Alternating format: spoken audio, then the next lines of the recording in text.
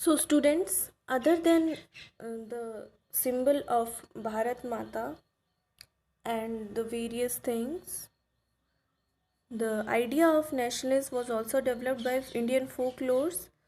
Like, if we talk about national begins to record folk tales, अब धीरे धीरे क्या होने लगा, जो नेशनलिस्ट थे, जो क्रांतिकारी थे हमारे कंट्री में, वो क्या करने लगे, जो फोक जो कहानियाँ गाई जाने लगी किसके थ्रू, बर्ड्स के थ्रू, एंड वो गाने लगे और वो एक विलेज से दूसरी जगह लोगों को ये सुनाते हुए गाते, जो वीर मतलब ब्रेवरी की जो स्टोरीज थी वो एक सॉन्ग के फॉर्म में गाते थे, ताकि लोग क्या होते जाएं, उनको इंस्पिरेशन मिले और वो क्या करें, वो एक तरह से उनके साथ में आए इस स्ट्रगल में। तो ये जो पुरानी पुरानी वो फोक टेल सुनाते थे गानों के फॉर्म में या सॉन्ग के फॉर्म में, ब्रेवरी की स्टोरीज सुनाते थे बड़े बड़े लोगों की, these thing also inspired Indians for the collectiveness और for the development of nationalism in them.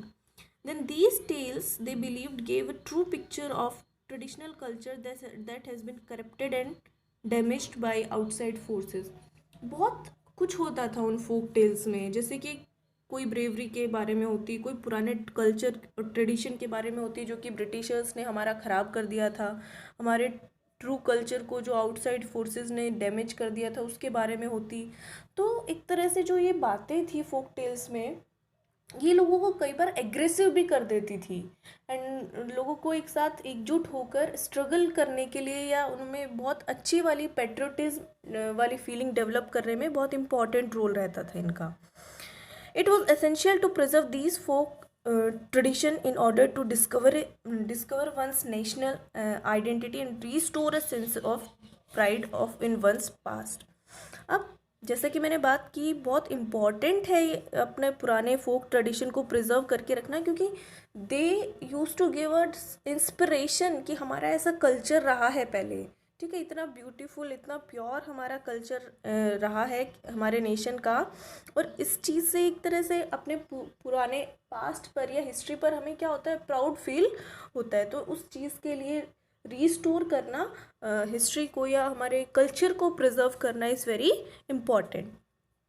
In Bengal, Rabindranath Tagore himself began collecting ballads, nurseries, rhymes, myths and led the movement for folk revival. उन्होंने बहुत सारे rhymes वगैरह, ठीक है, ये सारी चीज़ें कलेक्ट किए, फैक्ट्स पुराने टाइम के कलेक्ट्स किए, दोज कैन मोटिवेट और inspire people regarding the nationalism.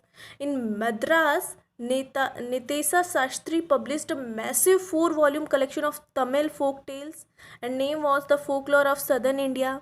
And he believed folklore was national literature, and it was the most trustworthy manifestation of people's real thoughts and characteristics.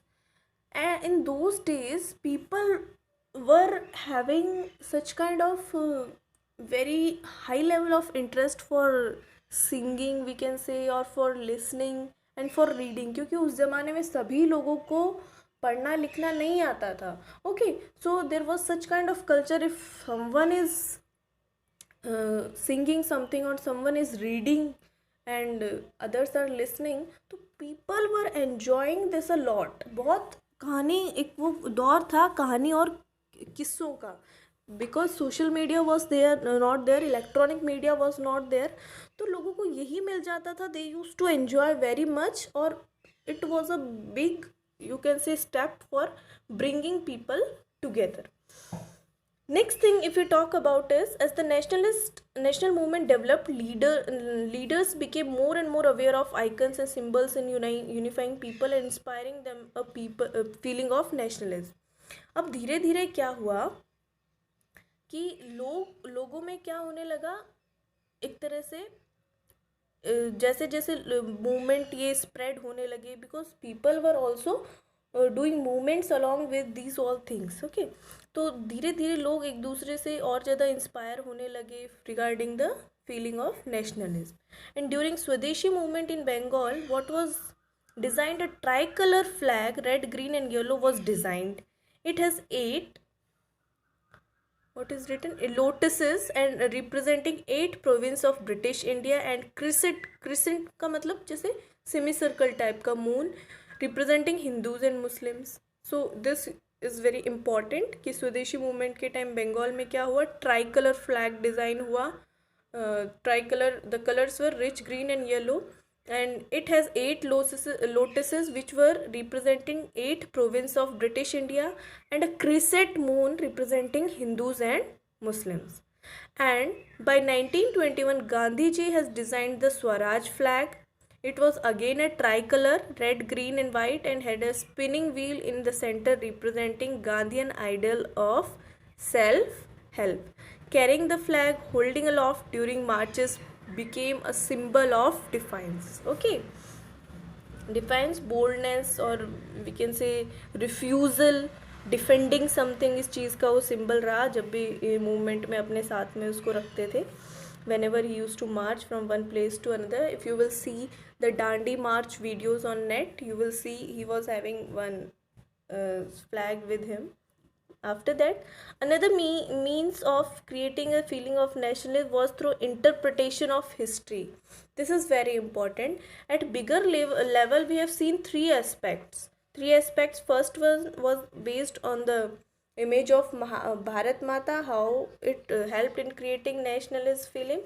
Second was the folklores, fiction and stories, folk tales, how they created the feeling of nationalism.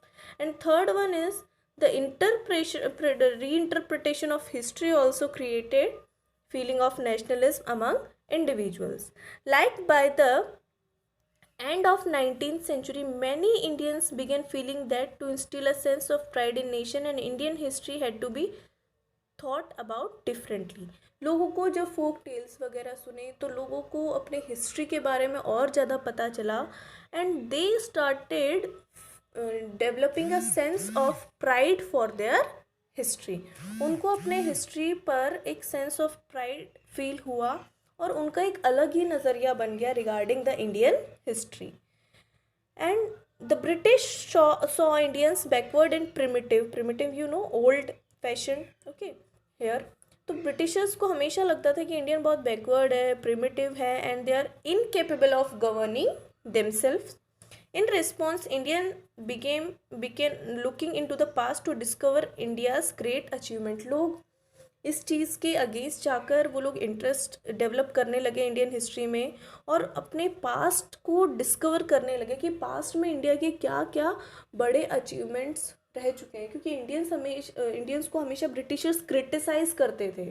Okay, they were very insulting to Indian people. So इन्होंने क्या किया, अपने past के achievements को discover करना शुरू किया. And they wrote about the glorious developments in ancient times when art, architecture and science, maths, religion, culture, law and philosophy had flourished in India. उन्होंने इन चीज़ों के बारे में लिखना शुरू किया. किनके बारे में? जो इंडिया का आर्ट था, कल्चर था, आर्किटेक्चर था, even science, math, religion, culture, law, philosophy, trade, इन सब सब्जेक्ट्स पर उन्होंने देखा कि बहुत कुछ सक्सेस अचीव कर चुके हैं हम इन टॉपिक्स पर. And this glorious time was followed by a history of decline when India was colonised. और धीरे धीरे फिर क्या हुआ, जब ब्रिटेन ने इंडिया को अपनी कॉलोनी बना लिया तो यही सारी चीज़ें हमारी क्या होती चली गई, डिक्रीज होती चली गई. यहाँ हम इन टॉपिक्स पर, इन सब्जेक्ट्स पर डिक्लाइन होने लगे. These nationalist histories urge the readers to take pride in India's great achievements in the past and struggle to change the miserable conditions of life under British rule. उनको लोगों को बहुत motivate किया अपने past को, अपने हिस्ट्री को discover करने के बाद, जानने के बाद कि हमने इतना कुछ अचीव किया था, तो it is the right time to again bring the same situation. फिर से ये सारे सब्जेक्ट्स पर हमें काम करना है. ठीक है, अपना रिलीजन बेस्ड हमें ग्रोथ करनी है, हमें आर्ट एंड कल्चर में ग्रोथ करना है, हमें साइंस मैथ में ग्रोथ करना है. और वो कब कर सकते हैं, जब हम इस मिजरेबल सिचुएशन जो कि प्रेजेंट में फील कर रहे हैं इससे बाहर आएंगे. और बाहर कैसे आएंगे? When we will collectively struggle with Britishers. And these efforts to unify people were not without problems. ऐसा नहीं था कि बहुत आसान था इस ऐसे सर्कमस्टेंसेस में लोगों को एक साथ लाना. When past being glorified was Hindu, when the images celebrated were drawn from Hindu iconology, then people of other communities felt left out. क्योंकि इंडिया शुरू से ही एक मल्टी रिलीजियस कंट्री है। जब एक रिलीजियस सिंबल्स को लोग फेवर करने लगे, लोग ज़्यादा इम्पोर्टेंस देने लगे, तो उससे क्या होने लगा, दूसरे कम्युनिटीज़ जो थे वो अपने आप को एक तरह से आइसोलेट करते चले गए, left out they started feeling. So many problems were also regarding this. So in conclusion, if we are talking about, we will see that the growing anger against the colonial government was thus bringing together various groups. So this is the very important, we can say, collective struggle.